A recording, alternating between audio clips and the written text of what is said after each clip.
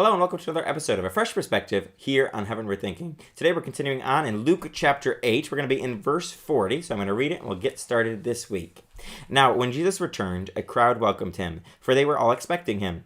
Then a man named Jairus, a synagogue leader, came and fell at Jesus' feet, pleading with him to come to his house, because his only daughter, a girl of about 12, was dying. As Jesus was on his way, the crowds almost crushed him. And a woman was there who had been subject to bleeding for 12 years. But no one could heal her. She came up behind him and touched the edge of his cloak, and immediately her bleeding stopped. "Who touched me?" Jesus asked. When they all denied it, Peter said, "Master, the people are crowding and pressing against you." But Jesus said, "Someone touched me. I know that power has gone out from me." Then the woman, seeing that she could not go unnoticed, came trembling and fell at his feet. In the presence of all the people, she told why she had touched him and how she had been instantly healed. Then he said to her, "Daughter, your faith has healed you. Go in peace." As we look at the first half of this section here, the first chunk of this story, what strikes you with a fresh perspective? Well, I think right off the bat, it says when Jesus returned. Right, so we just talked about last couple of weeks, this little sidetrack that Jesus seemingly took out of nowhere, right?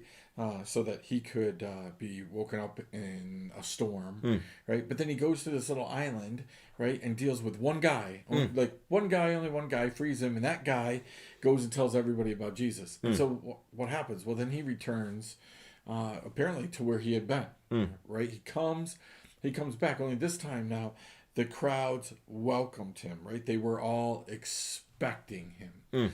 I think that right there, when we talk about fresh perspective, I think we could probably, both of us could preach a whole sermon on this, right?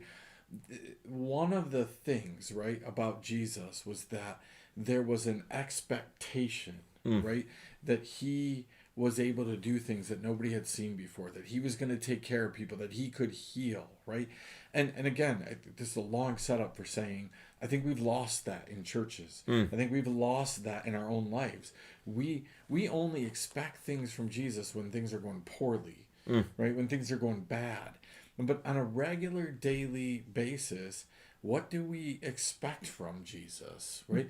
Do we expect that he's going to keep returning and keep loving on us and taking care of us and providing us and protecting us and all of the things? Like, what is our expectation level? Absolutely. I think that's a great point, because it's an often overlooked verse in the section, because there's just so much going on in the rest of the section. But I think that's super important. What are we expecting from Jesus? Are we expecting him? And are we waiting patiently or impatiently, maybe? Are we waiting for Jesus eagerly, as this crowd was clearly doing? They were expecting Jesus. He comes. He's going to do something. And we've seen all throughout his ministry, when Jesus shows up, he does the unexpected. He does the miraculous. He does something to take care of people. He's always doing that throughout his ministry. And so we can see why they'd be expecting him. But as you mentioned, that's something that we've lost, I think, in a lot of churches today. We don't really expect Jesus to do anything. We just expect to go to church, do a little bit of worship, hear a sermon, and then go home and live our lives. We don't expect to meet Jesus there because, quite frankly, we don't want to meet Jesus there, because he would probably change us. As we see here in this section, Jesus changes lives. We see that with his encounter with this woman. But before we get to his encounter with the woman, we see that Jairus comes, falls at Jesus' feet, pleads with him to come to his house because his only daughter, a girl of about 12, was dying. What do we see with this encounter between Jesus and Jairus? Well, you just said it. The most important part about this whole thing is that Jairus comes and does what? Falls at the feet of Jesus. Throws himself at the feet of Jesus. I think this is my favorite preaching New Testament, Old Testament topic, right? People who met God, people who really want Jesus, what do? They throw themselves on the mercy seat. Oh, there's something you can preach, right? They throw themselves at the mercy of Jesus, right? They know what they need to do, but they don't stand up arrogantly. Come on, Jesus, I got lots of money. Come follow me. They don't stand up and say, Jesus, I got all the talent. This church can't survive without me, right? This place at workplace can't survive. In a moment of need, of desperation, he does the perfect thing.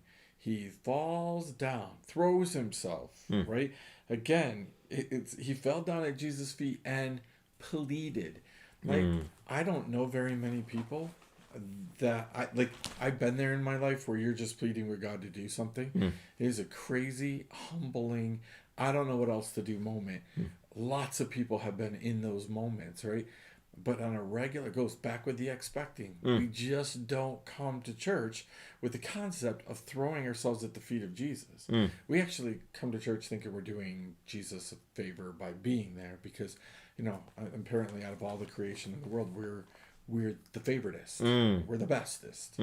I think that's another great point. It really builds, like you said, off of the expectation. When we come to church, what are we expecting? Not only that, but how are we coming to church? How are we encountering Jesus? Are we doing it out of a moment of pride? Because we've seen that throughout the gospel, and we're going to see that again as we go on further in Luke. Or are we coming in humility, in desperation, as you mentioned, where we see the synagogue leader, Jairus, he's coming and he has an absolute need. His daughter, his only daughter, is dying. So he comes without pride in just humble need for Jesus, pleading with him. And how great would that be in our lives if that's how we came before Jesus? Jesus, I just need you every day, whether things are going great or horrible. I need Jesus every day, and I just need to be humble before him and just come and throw myself at the feet of Jesus. I think if that's how we thought more about prayer, that we're just falling before Jesus, our lives would be totally changed. Yeah, I mean, it's convicting. What you just said is convicting for me. Should be convicting for anybody watching this, right? If we came more to Jesus like that, what might we accomplish, right? But I love it because in the middle of this is one of the greatest, the greatest scenes, right? Jesus heals lepers and all these other people, type of thing. But here is a woman who's been bleeding for a lot of years, right? In the midst of all this, Jairus is pleading with him to come. Jesus is going to go follow him, right? You get this little tiny thing about the crowd was so intense, so big that it was going to crush Jesus. Right? Again, you and I have been in crowds like that, right? It's funny because one of the very first experiences I had with that was going to Mackinac Island, right, where you just came from. Like when Ruth and I went, we got crushed into this boat, right? And then you get off and you're like herded, right? Because there was just a ton of people going over there, right? And you felt like, I can't breathe, I can't do any of these things. And then we've been in large crowds where, you just don't feel like you're going to survive it, right? That people are going to run you over. And in the midst of that feeling, somebody touches Jesus. But it's not just somebody, it's a totally unclean woman. And the concept that everybody picks up on because they should is she just made that entire crowd unclean. Right? And yet she was so desperate for Jesus, she did it. And she thought, if I could just touch him, I'm going to get healed. The concept there, first of all, the faith, right? What she was willing to do. But the fact that this was a completely unclean woman who broke all the rules to get to Jesus, right? That throws us into a great tizzy because why did Jesus heal her? She broke all the rules. Oh, like his rules, right? So like there's a great question there, theological question is why did Jesus heal somebody who made everybody unclean and broke the rules?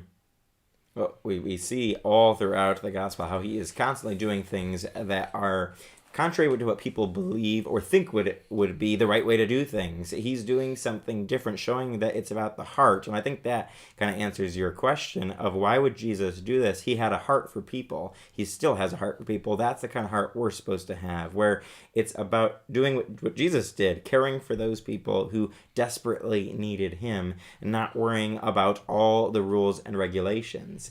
Jesus came to fulfill those rules and regulations. That's not supposed to be our focus. Our focus is supposed to be taking care of those whom Jesus took care of throughout his ministry, and that's everybody across the board. And we see that here with this woman. I love your point about how the crowds were crushing Jesus, just desperately wanting to be wherever Jesus was. They wanted to follow him. There was excitement. There was all of this crazy stuff. And in the midst of that, he takes time to heal this woman in response to her faith, because she just believes that if I just touch him, I'm going to be healed. And what he says to her is, your faith has healed you. What kind of amazing faith that woman must have had to just go and do, like you said, make everyone unclean, risk everything, risk shame and punishment and whatever else she could have faced for this confrontation, this encounter. She risked everything just because she believed that Jesus could heal her, that if she could just reach out and touch him,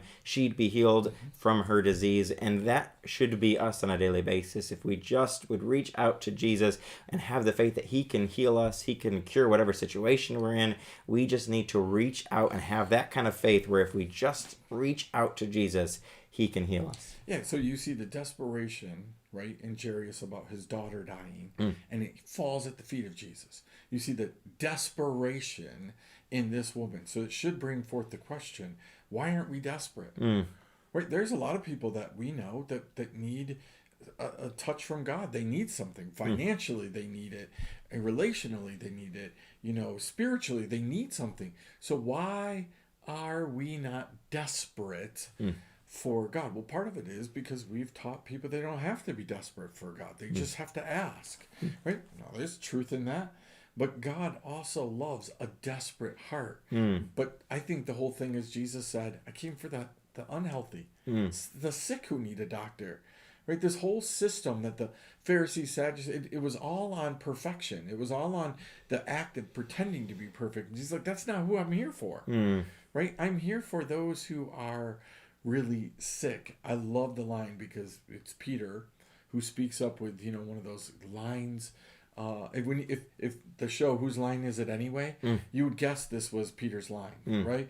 Like, because it's so profoundly, right, spiritual, and it's just amazing. Like, hey, master, the crowds are hemming you in and pressing against you, right? Peter's like, duh, how are we supposed to know? Like, it's a fantastic question. But again, even in this, Jesus is about ready to teach and show Peter, I know all things. Right? I know all things. I know somebody touched. Now, again, this is such a great moment because Jesus wasn't out to embarrass anybody. So he asks, who touched me? He already knew. He could have walked right up to the lady and gone, woman, you touched me. Why did you touch me? But he didn't. He let her acknowledge her need for him. That is unbelievably profound. God could give all of us what we need right now. Boom. But he wants us to acknowledge our need for him. I think it also is a great build on the fact that we see her faith, her belief that if she just touches him, she's going to be healed. But then it builds upon that faith. Are you willing to step out in faith and face the embarrassment and actually admit, yep, it was me. I touched you. Yeah. And so we see that encounter here where she had to have that kind of faith to admit publicly she needed Jesus. Like you said, it's that desperation, and that's what we need to be able to do. Are we willing to publicly acknowledge and admit that we are just desperate for Jesus? We have the faith that he can heal us, and we're just desperate to get to where he is so that he can heal us. Yeah, I guess we could spend another 12, 13 minutes on this, but my ending thought would be she declared she was healed. Jesus didn't declare she was healed. He declared she was saved. Right? She declared her healing instantly. Man, it is so important for us to declare the promises, the things that God has for us. Right? There's power. Jesus said, there's power in your tongue, your words, life and death, right? With your words. And we can't fathom that, so we don't do anything with it. But, I think always about that when Joshua asks for the sun to stop. He just declared it. He just asked God, hey, could you stop the sun for 6 hours? That'd be really fantastic, right? Like that's the kind of faith. That's the kind of declaration. Like, nope, you're not going to be sick. No, I'm not. I'm healed. I'm healed instantly. But it has to also be with the faith. She believed if she touched him, she would be healed. She declared she was healed. That's where it all comes together. Absolutely. That faith and that declaration and that public declaration coming together as one. I think that's a powerful way to end this segment. Do we have the faith, and are we willing to declare the promises of God and really believe them and act upon them? Well, we hope you've been encouraged and challenged by this, and you'll join us next time as we continue on this segment and finish off Luke chapter 8 on another episode of A Fresh Perspective here on Heavenward Thinking.